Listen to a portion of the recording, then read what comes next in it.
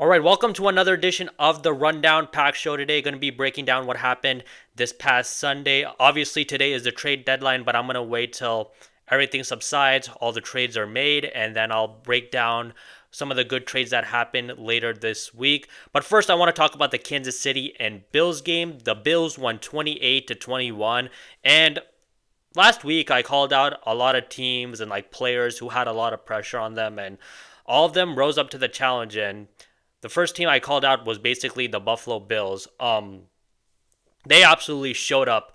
First drive, I really liked how methodical it was. Nothing crazy. 6 yard passes, 8 yard passes. Nothing really explosive in the running game. Just enough to keep the chains moving. And James Cook was absolutely crucial in that game. He had over like 100 yards and rushes. And I talked about how he would be crucial and how he wouldn't have like an explosive running game like he did against the Panthers, but he would have a pretty good game against the Chiefs, and he absolutely did that. Chiefs, on the other hand, they absolutely got dominated offensively. And considering the litany of injuries the Bills had on their defense, it was crazy how well they were able to play against Patrick Mahomes. And I guess since it was Patrick Mahomes and he has been the Bills' boogeyman for the past 5, 6 years, I guess they rose their level of play and they know that they needed to meet the moment. So I guess they probably had more of a sense of urgency. And if they can play 70% that well, like they did against the Chiefs, they should be in a pretty good spot in the AFC. Joey Bosa, he was Patrick Mahomes' boogeyman. He was just getting to him time after time again, just like getting in his face while he dropped back to pass. And when Mahomes is pressured, we all know that he's not Superman. He's more like Clark Kent. And that's the only way to really neutralize Patrick Mahomes is just getting pressure to him. And honestly, that's the recipe for all quarterbacks. Just like get pressure to him and you can do a lot of damage that way. Patrick Mahomes was pressurized 52.6% of his dropbacks, so he really couldn't relax all game whatsoever. But one thing I have to give Mahomes credit for is that man does not quit. Even when he's down, even when he's getting pressured, he's going to put pressure on a defense and he's going to not quit and he's going to make sure he can bring his team to life because that man, he has a lot of heart. Like even in the past two Super Bowls, I didn't sense that he quit. I mean, he was getting his ass kicked, but he was still trying his best to bring the Chiefs back in the game and doing all sorts of like crazy Patrick Mahomes stuff. But that man, you still can't let up even if you are big against him. Despite him getting pressured a lot, he still did make some big plays, him and Rashee Rice in particular. In the second quarter, he had a 2nd and 16 conversion to Rashee Rice. And in the fourth quarter, he converted a 4th and 17 to him also. And honestly, only Patrick Mahomes can convert those plays. And they were talking about it on the broadcast when they went for it on 4th and 17 that normally you wouldn't go for that. But when you have Patrick Mahomes on your team, it's hard to convert that. But with him, you just gotta take your chances because he is that great and he's still the best quarterback in the league. Second quarter, Bills go up 21-10. Chiefs get the ball back with 1:33 left, and this was kind of a momentum changer for the Chiefs. Mahomes, with like 40 seconds left, throws a bomb to Hollywood Brown, and they get it to Buffalo's 1 yard line, and I'm thinking, okay, they're gonna get a touchdown.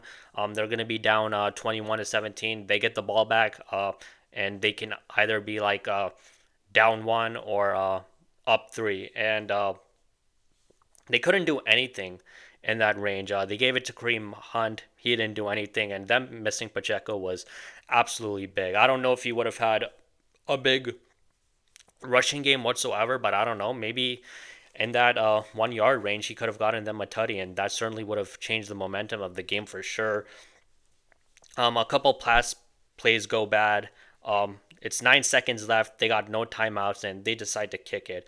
I was okay with it because I'm thinking, okay, you're down 21-13. You get the ball back, and then you can be down 21-20. Not end of the world, and I'm still okay with them kicking it, but just them not converting when you get it to the 1 yard line and not being able to get a touchdown out of it, that's just got to be so deflating. And in the third quarter, they couldn't do jack. They punted, Bills got a touchdown, and Bills are all of a sudden up 28-13. But luckily, off that 4th and 17, that play I talked about, they were able to get a touchdown and 2 point conversion, and then they were down 28-21. Um, the Chiefs defense, they came through, and Patrick Mahomes got the ball back with a little under 7 minutes left. And unfortunately, he presses a little bit. He wanted to go deep to Worthy, and it got picked off. And I love Patrick Mahomes, but sometimes he can press a little bit too much. Sometimes it works out, sometimes it doesn't. And that time, it didn't work out. It looked like Worthy was really heavily bracketed, so just not a smart throw to make. But it's Patrick Mahomes, and I guess he thinks he can make, any play he can, but I guess I can understand why, because he has made some marvelous plays in his career. You would think that that would pretty much end the game, and even though the Bills won, they almost blew it also. They missed a 52-yard field goal, and the Chiefs get the ball back with a little over 20 seconds left, and I'm thinking, okay, is this going to be another 13-second playoff game where the Bills absolutely blow it? 20 seconds is a lot. I mean, excuse me, 20 seconds is not a lot to get a touchdown, but when it's Patrick Mahomes, you think you have a shot. And the Bills, I got to give them credit. They came through. Patrick Mahomes had an intentional grounding that kind of screwed him over, and the Bills were able to pull off the victory. They got to talk to Matt Prater, though. You can't miss kicks like that, especially against the Chiefs. It worked out this time around, but sometimes it won't, and Patrick Mahomes will convert those plays. They also missed a kick in the 2024 playoff game where the dude just missed, like, I think a little over 40-yarder, and that could have tied it. I mean, it was still like a minute and a half left, and there's not a doubt in my mind that Patrick Mahomes could have gone down and easily gotten a field goal out of it and won the game anyways. But still, you can't miss kicks like that.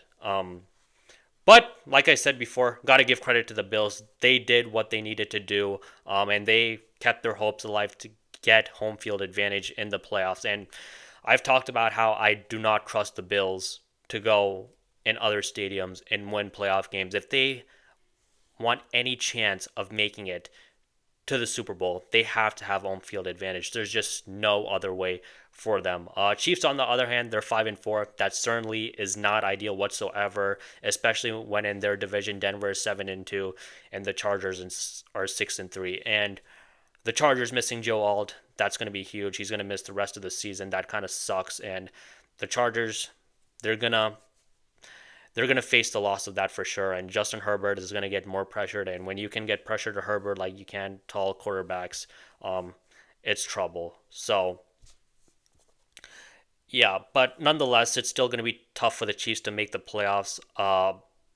They got a pretty hard schedule going ahead. They got Denver, they got Indy, they got Dallas, they got Houston, they got the Chargers. I think ideally in that stretch they should go 4-1, and if they're able to go 4-1, then they should be able to make the playoffs. But if they aren't able to go 4-1, it's going to be really hard for them to make the playoffs, and that is a pretty gauntlet of a schedule. Denver is a division rival. They have a great defense. Indy, they're damn good. Dallas's defense sucks, so I mean, you should be able to pull off that win. Houston's defense is good, but their offense is anemic, and the Chargers, hopefully the Chiefs defense can get to Herbert, especially with Joe Alt being out, and them being on like a third string alignment, because Joe Alt is the one who replaced Rashawn Slater, who also got injured before the season started.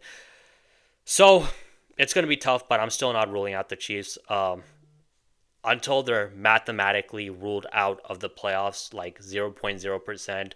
I just have so much faith in Patrick Mahomes and Andy Reid that I'm just not going to rule them out in making the playoffs. And if they're able to get to the dance, and with the weapons Patrick Mahomes has, and the Chiefs defense still being somewhat formidable, they still got a shot. So they just got to make sure that they win these games. Now I want to talk about Denver and Minnesota. Minnesota won. And JJ McCarthy, all I said before this game was that I wanted to see flashes of him. And he didn't have an exceptional game. 14 of 24, 143 yards, 2 touchdowns, 1 interception.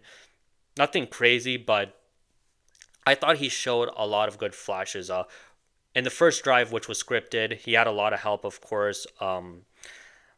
Aaron Jones was running the ball well. One play that I thought he was really, really good was his touchdown throw to Justin Jefferson. Excuse me. I thought that was A level. That tied it up 7-7. On the second drive, after Detroit punted on a 3rd and 9, he had a big throw to Jordan Addison. Now Jordan Addison helped him out because he came back to the ball, but still, decent throw nonetheless. And again, I'm kind of treating him like a baby because he's basically like a rookie, and he's a pretty raw prospect, so I kind of have to not hold him to this high standard like I would other quarterbacks. And whatever he does well, you just gotta applaud it. After that, when they made that play, it was 14-7, and after that, the Vikings, they hit a bit of a lull offensively, but I gotta give Minnesota's defense credit. Brian Flores, he came to play after getting kind of lit up by Jalen Hurts and whatnot. His defense really, really came to play, and they really made it hell for Jared Goff to get anything going. They had like three and outs in that half, and they had a drive where they only got like 14 yards. Honestly, the fact that the Lions were able to get 2 touchdowns in that first half is a miracle in of itself. So many sacks. Like, Jared Goff got sacked 5 times. The offensive line certainly didn't do him any favors. The left guard in the second half, Mahogany, got carted off. Left tackle Taylor Decker and right guard Tate Ratledge got injured, but they did come back, and I'm assuming that certainly affected their performance in the game. And they also really couldn't run the ball well whatsoever. Gibbs and Montgomery didn't give them any juice whatsoever. And when you can't run the ball and your QB has to throw a bunch of times, that's not a good recipe. And I like Goff, and Goff is a good thrower of the football, but you don't want him throwing a lot of times. You like it when they're able to run the ball well, and he's just able to like dish it out and kind of be like a point guard. He's like a much, much better version of Daniel Jones. And I've talked about this before. When you're like 3rd and 15, 3rd and 17, it's kind of hard to succeed that way. Nonetheless, it was still 17-14 at the half, and the second half for both teams was just brutal for the most part. It was all just a bunch of punts, really. Minnesota was able to get a touchdown off a fumble that left them in good field possession, but other than that, they weren't able to get much going. And another good McCarthy play was that he had a good touchdown run where he just faced pressure and he just went for it.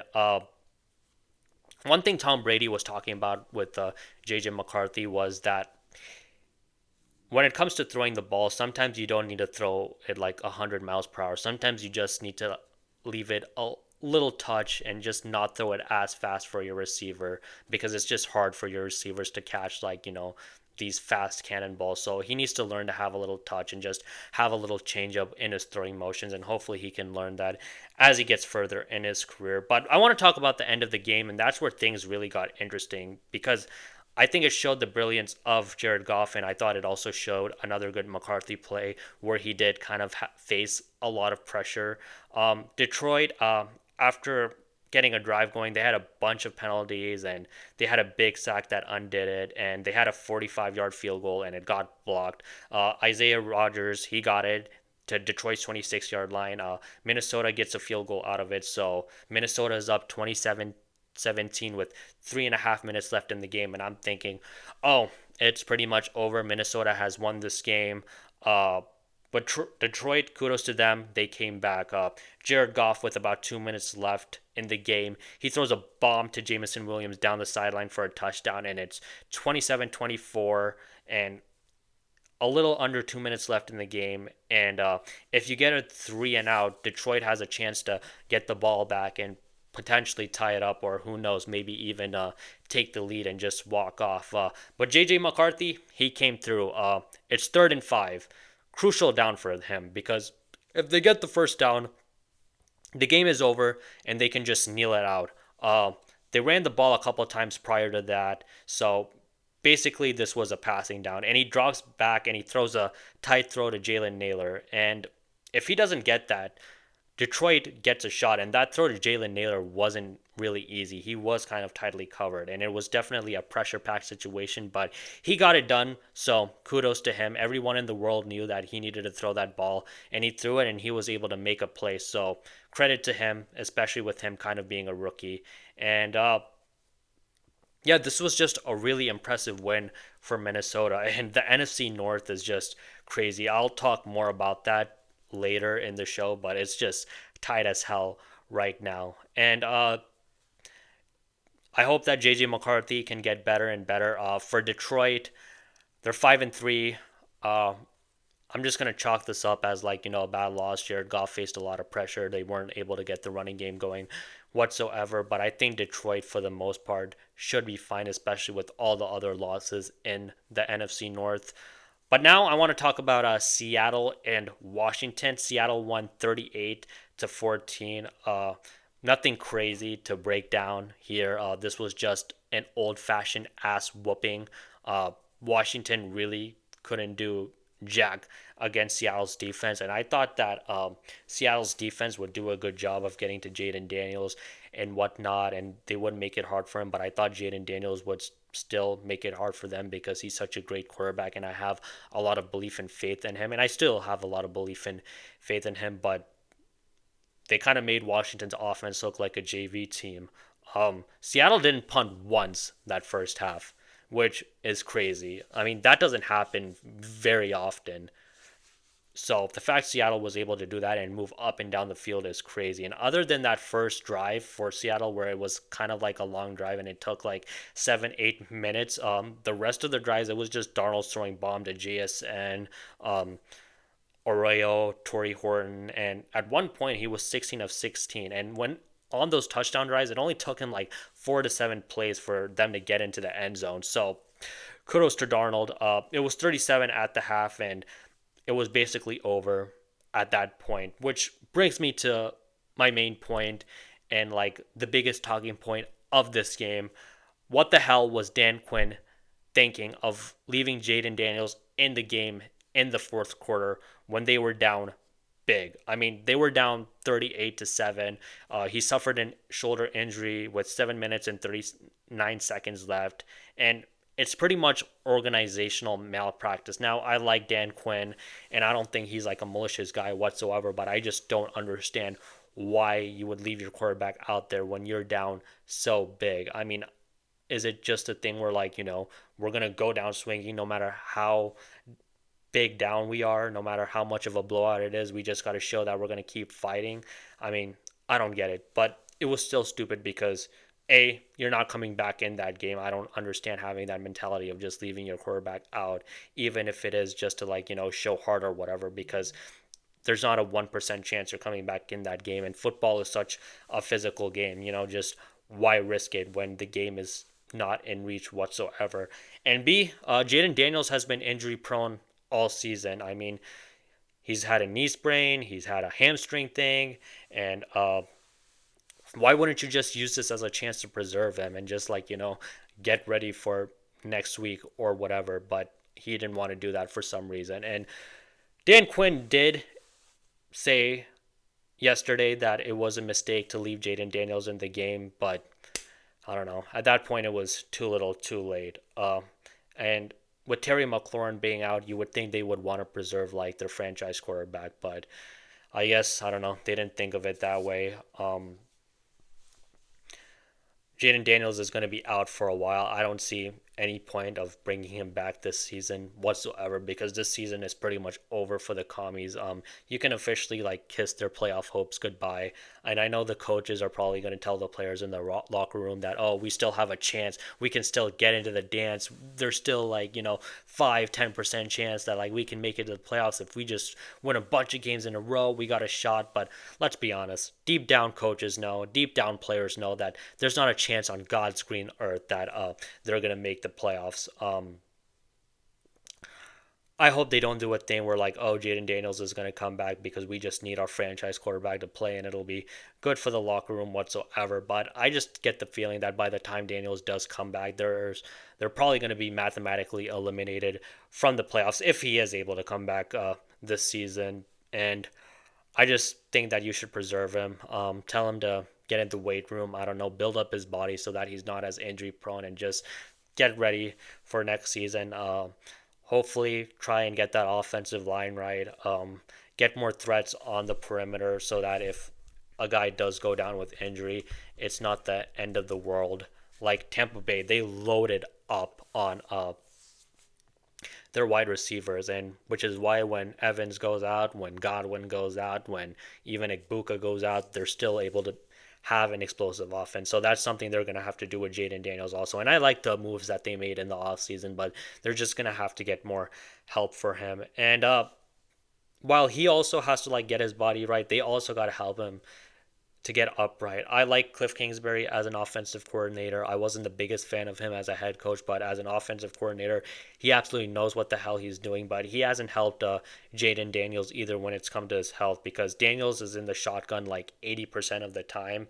And Dan Orlovsky said on First Take that that man has taken the most hits in his first 2 years in the league. And I just hope that the Washington Commanders don't Andrew Luck or Joe Burrow him, where they're just not able to get that offensive line right, and he just takes a bunch of hits and he is injury prone, or and maybe even in Andrew Luck's case decides that he just wants to retire because he just doesn't want to take a beating anymore. So the commies, they're just gonna have to get more pieces around him, because if they don't, it's going to be hell for them, and they'll go back to the old Commanders or Redskins, where they're basically the laughing stock of the league. And for the first time in I don't know how long, since Joe Theismann, I guess, they have a franchise quarterback, so they got to do all they can. And I do believe that they will do all they can. And I like Adam Peters, and I still like Dan Quinn, even though I didn't like him leaving Jayden Daniels in the game when the game was out of reach. I still think he's a good coach. I think Adam Peters is a good GM. I really like the new ownership, and I think that they'll do their best to preserve Jayden Daniels going forward. And I think Cliff Kingsbury will also change his ways and not have Jayden Daniels in the shotgun 80% of the time, and get him under center more, and just take a lot more load off of him. Now, I want to change gears and talk about Colts and Steelers. The Steelers won 27-20, and I also called out the Steelers defense for being bad. I called out Mike Tomlin for not doing his best in terms of coaching the defense, but they also rose up for the challenge. It's really feast or famine for the Steelers defense. Sometimes they're great, and sometimes they're not so great. And they shockingly did a good job of keeping Jonathan Taylor in check. He only had 45 yards for 14 carries, and I thought that after Chase Brown went off on them, that the Steelers' run defense was absolutely cooked, but they came up to play against the best running back in the league as of now, and it's good that they were able to keep him in check, because if that man goes off, it's pretty much over. He's the best player on that offense, and no shade to Daniel Jones, but he threw for 50 times, and he was 31 for 50, 342 yards, one touchdown, and three interceptions.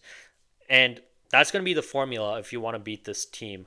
If Daniel Jones has the run to support him, and if defenders are loading the box, he can be a good point guard to, distribute to the other receivers on the perimeter. But if the run game is in check, and the opposing defense, the fans in the stands, the coaches know that you're going to have to throw every single time for your team to have a chance to win, I'm probably going to have to lean that he probably can't do that. But stopping Jonathan Taylor is not as easy. So who knows if Daniel Jones is going to have that situation in the playoffs. He probably will have that situation in the playoffs where Jonathan Taylor is probably going to be kept in check, and he's going to have to throw for a lot, and everyone in the stadium knows he's going to have to throw, and if he can make the plays that are requisite for him to lead a team to victory. But we'll see.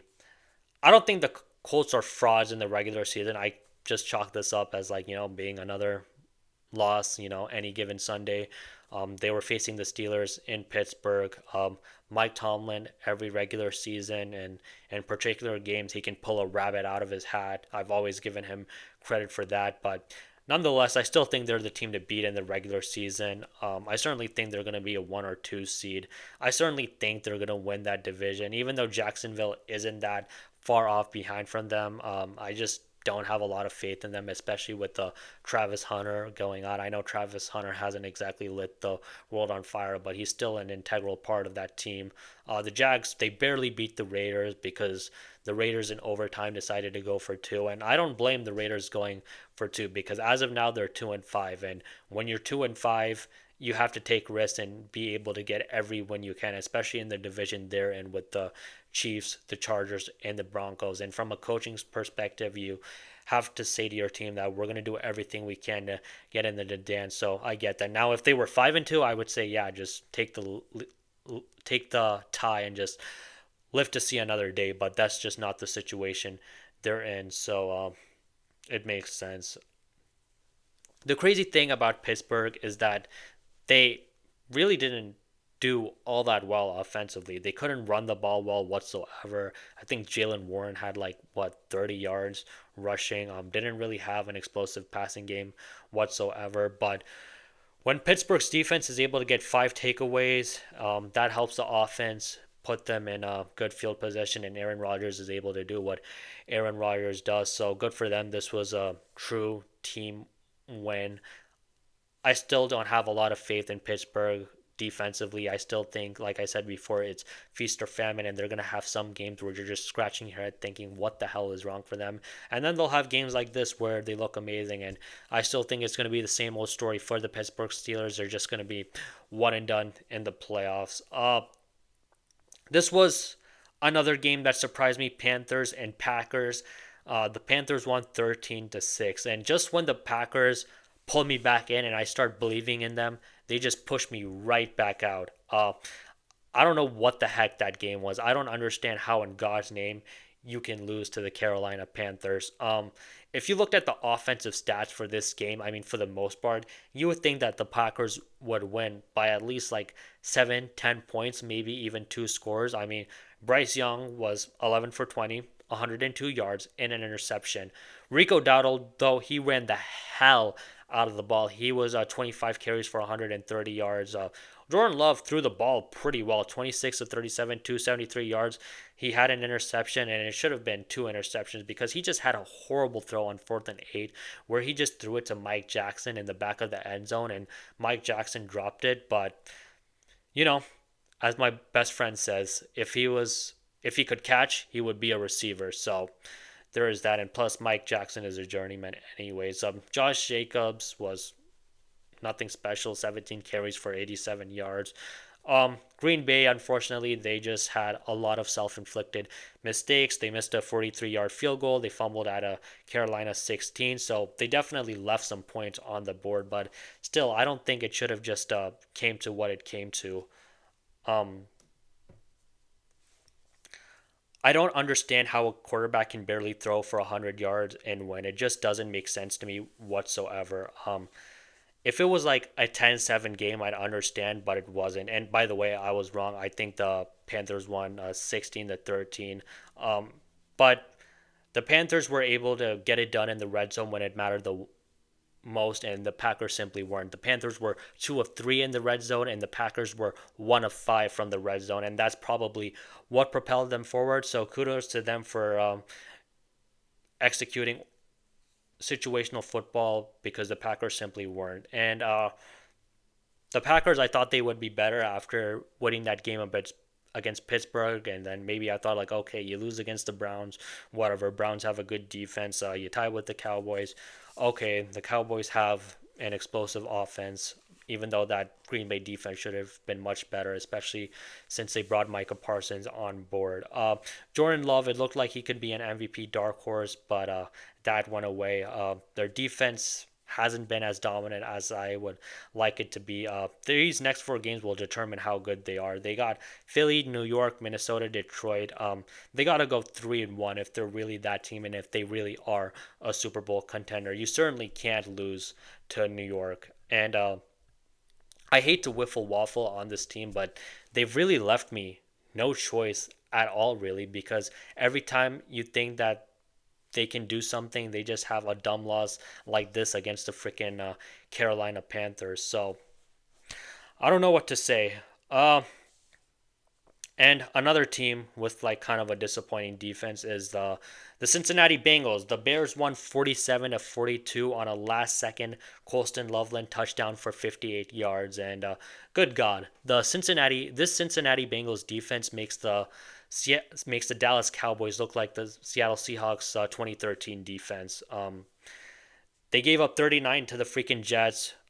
They gave up 47 to Caleb Williams. No DeAndre Swift, although Monongnai, he lit him up for sure. And Jamar Chase and Chase Brown clearly aren't happy with the defense because you can see Jamar Chase heading into the stadium saying one last effing stop. And then in the post game scrum, you could see that he was holding back words because he just didn't want to torch that defense for their performance. Chase Brown certainly didn't mince any words. A reporter asked him, what he thought when they had like that field goal. That touchdown at the end of the game, and he's just thinking, get one last effing stop and just finish the game. But the Cincinnati Bengals, they can't finish a game to save their life. Honestly, if a team gets a touchdown with like 5 seconds left, I still wouldn't trust. If their offense gets a touchdown with 5 seconds left, I wouldn't trust their defense to get a stop when it's needed the most. Um, if they're saying this like in front of like the media and in front of like the rest of the world, I'm sure that it's 100 times worse behind the scenes. Typically, I don't like it when one offense calls out a defense or like calling out different sides of the ball because there's going to be certain points in games where the offense doesn't get it done or the defense doesn't get it done. But I can't blame Jamar Chase or Chase Brown for their frustration boiling over because their defense has just let them down twice this season. They let them down last season and they let them down this season also. You would think after beating the Steelers, they could beat the Jets. You have a good shot of beating the Bears and you can go 3-0 heading into the bye week, but they've sucked. And honestly, I really think they've lost their chance to salvage this season, and I think they've blown it. And I just don't think they can get into the playoffs even when Joe Burrow gets back because I just don't think they're going to be able to tread water. They got the bye week and then they got Pittsburgh. And I don't know if the Pittsburgh Steelers are going to blow it again. I don't know if they might, but I don't think so. They got New England, they got Baltimore twice, and then they got Buffalo. And they're losing a couple of those. And I just think they're going to end the season with a sub 500 record. So good luck. I don't know if Mike Brown is ever going to fix that defense because he's cheap. It was tough for him to pay Shamar Stewart, who was their first round draft pick, and it took him forever to pay Trey Hendrickson. So I think that the Bengals are doomed. I don't know if the defensive coordinator is good or not, but I think with the pieces they have, I don't know if any coach can make it work. I don't even think a prime Bill Belichick, if he coordinates that defense, if he could make it work, to be honest. Lou Anarumo, people were saying he was a problem. Well, now he's in Indy, and that defense looks pretty good. So you need players if you want to coordinate a good team, and they just don't have that. So,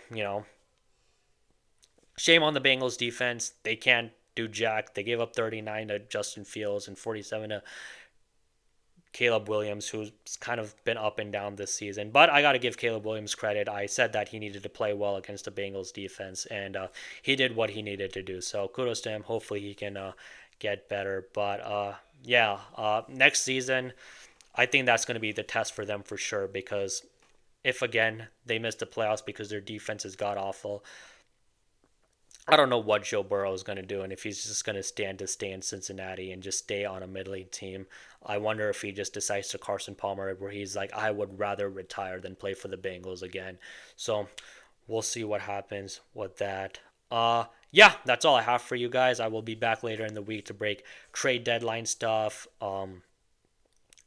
breaking down what's going to happen this Sunday on a little bit of NBA stuff. There's a little bit going on there. And that's all I have for you. Thank you for watching. Please like and subscribe and enjoy the rest of your day.